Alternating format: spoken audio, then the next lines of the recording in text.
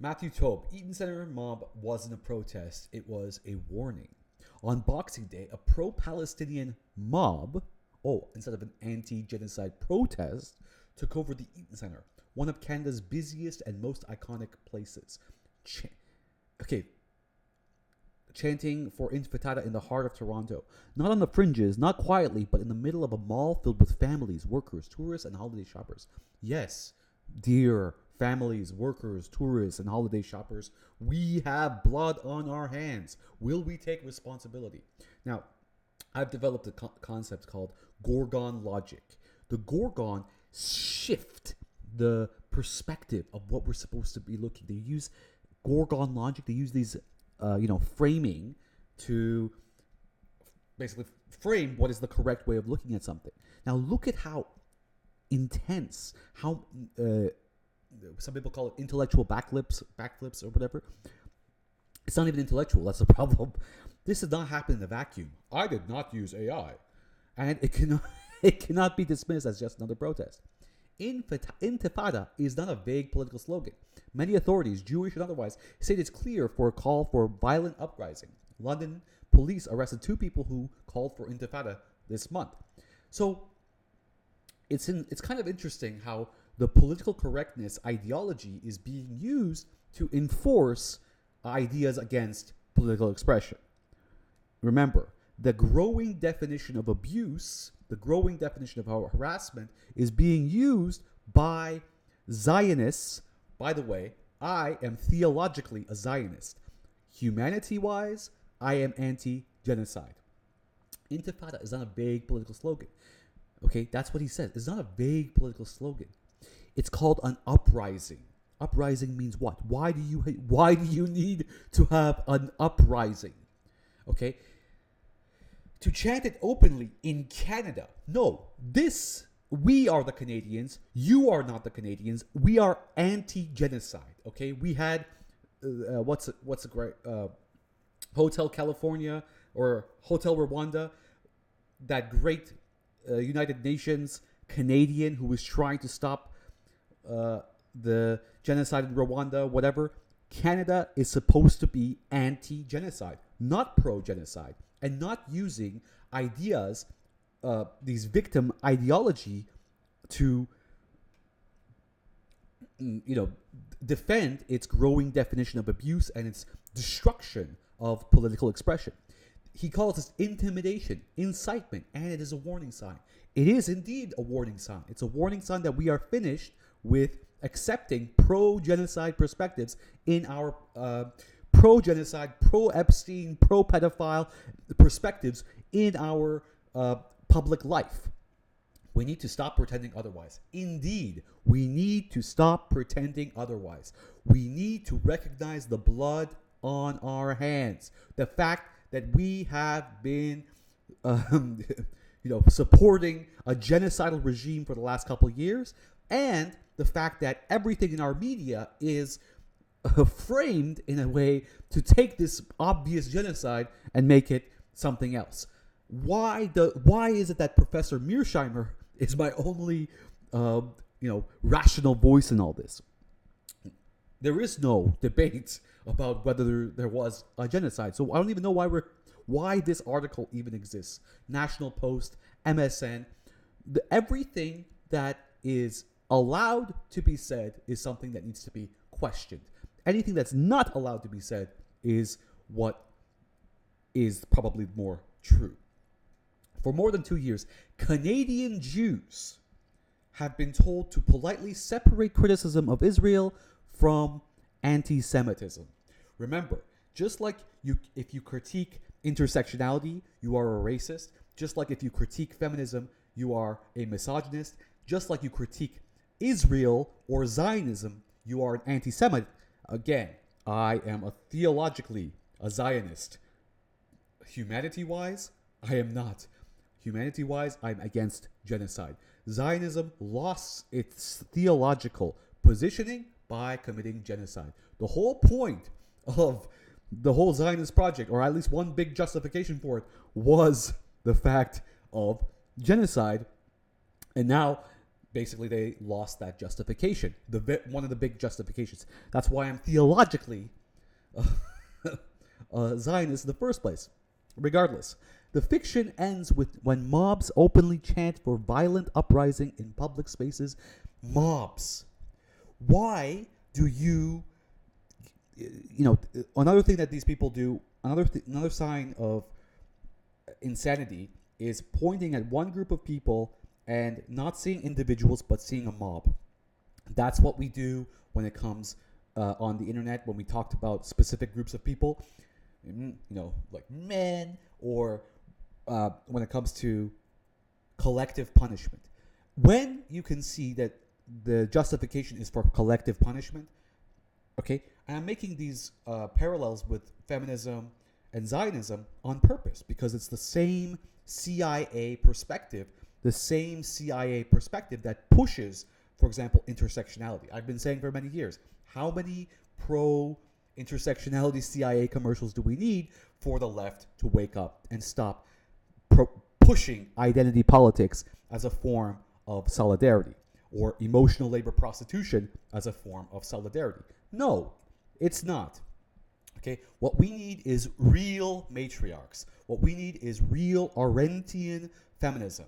And why is Hannah Arendt my go-to for this? Is because she was called the sexist. She was called the anti-Semite.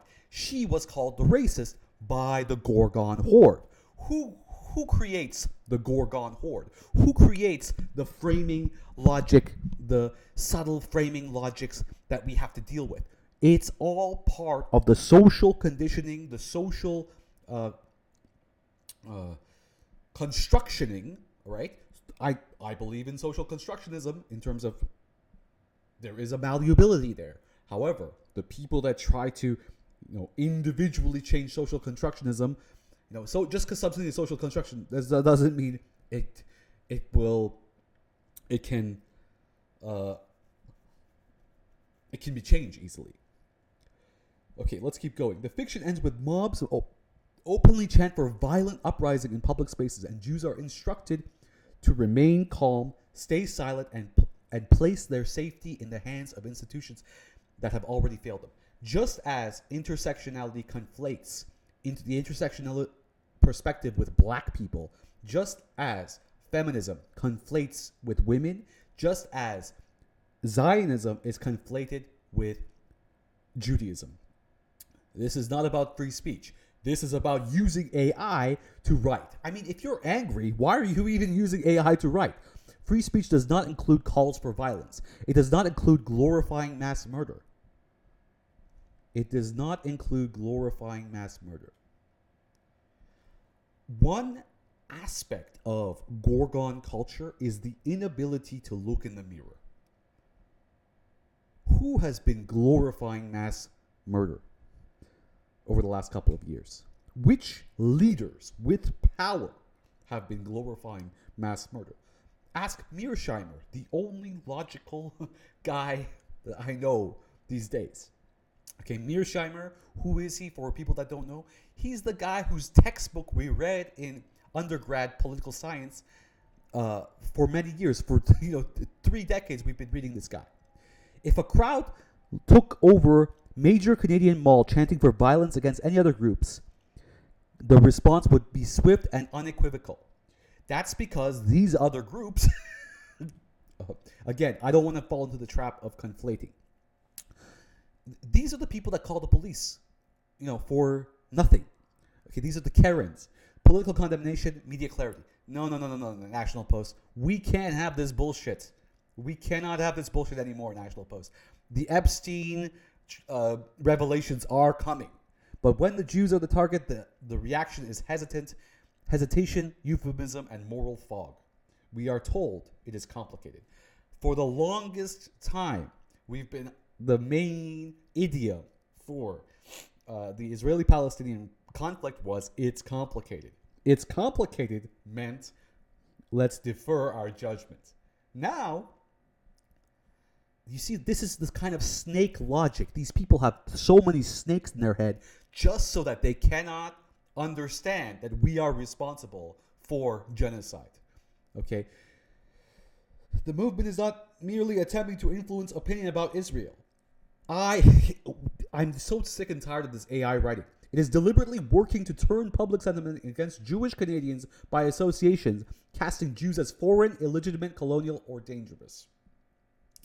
Yeah, he knows the arguments. You see, we can psychoanalyze. That's why I'm psychoanalyzing this argument, even if it is through AI, even if he is lazy intellectual that he wrote it with AI. Regardless, I write a lot of things with AI these days too, so I can't really prove it, but at least I go through and I make it my own. Once the narrative takes hold, the target does not stop with Jews. Look, this whole thing is written by AI. It's so disgusting. History makes the point this painfully clear. History. Jews are never the final target. We are the first. We are tired of this victim mentality, of Zionism, feminism, intersectionality, all of these CIA-pushed social conditioning, social constructionist perspectives. No more. The left must wake up. Today it is Zionists. Tomorrow it will be Christians who refuse to renounce Israel. Then what happened? What was the idiom that they were saying right when all this stuff was happening was, do you condemn Hamas? My Israeli friends were telling me, do you condemn Hamas? Do you condemn Hamas? Look at what Finkelstein said about condemning Hamas. I'll cut it into this video. Then Hindus. He has to include the Hindus because there's a horde of Hindutva, who are uneducated, just repeating the idioms. Those Hindutva, the most pathetic people are these Indians who are supporting Zionism, and the Persians too.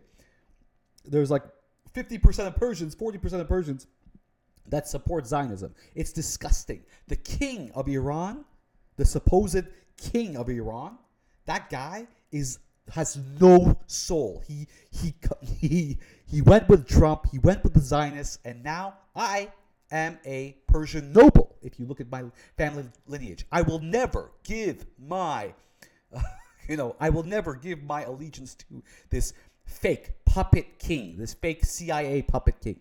Then anyone who stands in the way of an ideological worldview that divides society into oppressor and enemies. Are you crazy? Who is doing that? Who has the nuance? The slogans themselves say this openly. Globalize the intifada. By any means necessary. Resistance is justified. What else is there to do? Look at Finkelstein. They are not hiding their intentions. We are choosing not to listen. We are not hiding their intentions, our intentions of genocide, first of all, and we are also choosing not to listen. I'm going to fix that to be, we are not hiding our intentions, we are not choosing to listen. The in-center takeover matters not simply because it's disruptive. It's anti-capitalist, that's the point. But because it crossed a critical line, the normalization of intimidation in shared public spaces when mobs feel comfortable chanting for violent uprising in one of Canada's most visible locations with little consequence, it sends a message that this behavior is tolerated. I guess only Donald Trump is allowed to have free speech. Only Donald Trump is allowed to have disruptive, violent claims. Only Trump is allowed to have the free speech. Everybody else, no. This message is heard loudly. Okay. All right, whatever. It is heard by Jewish parents deciding whether it is safe for their children to wear a Star of David. By seniors who remember what it feels like when hatred stops. What is there to remember? There was genocide yesterday. There's genocide today. By students who now hesitate before identifying themselves on campus. That's hilarious. And yes, it will eventually be heard by others who assume this has nothing to do with them. Okay. Canada prides on pluralism, tolerance, and peaceful coexistence. But pluralism does not mean allowing one group to terrorize another in the name of genocide. Tolerance does not mean tolerating calls for violence or genocide. And coexistence collapses when intimidation becomes normalized. This is such a lazy article. Calling this out is not anti-Palestinian. It is pro-Canadian. No, you do not get to be the Canadians. Canadians are anti-genocide. It is about defending a basic civic principle. What's the principle? Political disagreement does not grant permission to threaten your neighbors. Political disagreement does not grant permission to commit genocide. You are welcome in Canada to advocate for the Palestinians. You are not welcome to calls for... Nobody's... You see, Israelis and Jews. That's like saying feminists and women. They're using the same laws. It's the same kind of laws. When the personal becomes political, it's the same tentacles of power. I'm writing my books about this.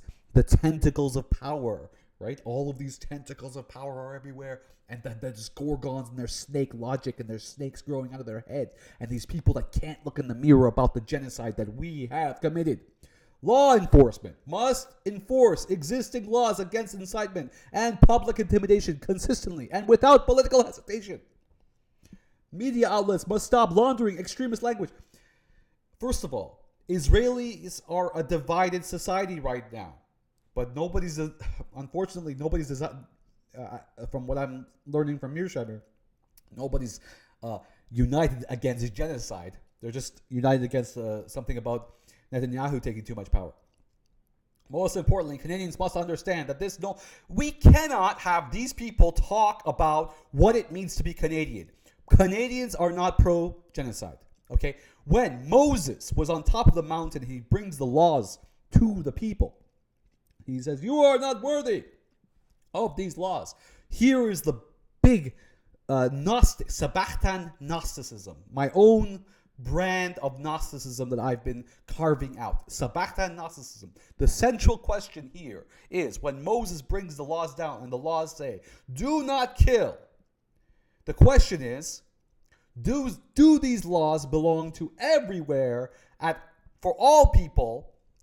Like Plato's question in the Republic, Plato's question in the laws. He says, the laws opens up. Are these your laws or are these God's laws? In the same sense, we can say, do people who do not agree with the commandments, are they included in the idea of do not kill? That's my philosophical idea. I hope that's interesting for you. And if you're interested, I hope that you continue following my work. Again, my work is shadow banned. All across the internet, my work is shadow banned. However, I have managed to push so that I can get my symbolism so that millions of people can see my symbolism. All you have to do is search Hegelian e-girl meme, and then you can see, if you go down the Hegelian e-girl meme, you can see there's something about some radical forces that's the reason why the Hegelian e-girl council broke up. No, that was me. That was me bringing logic into the situation. That was me bringing synthesis into the situation. No, we are tired of this bullshit. We will not stand for this any longer. It's over. All right, thank you for listening to my rant. All the best, and peace, love, and prosperity. Peace to Ukraine. Peace to every other oppressed place. Hopefully, we can come together to figure out global issues instead of being Gorgon. We can de-Gorgonify society. Thank you. All the best.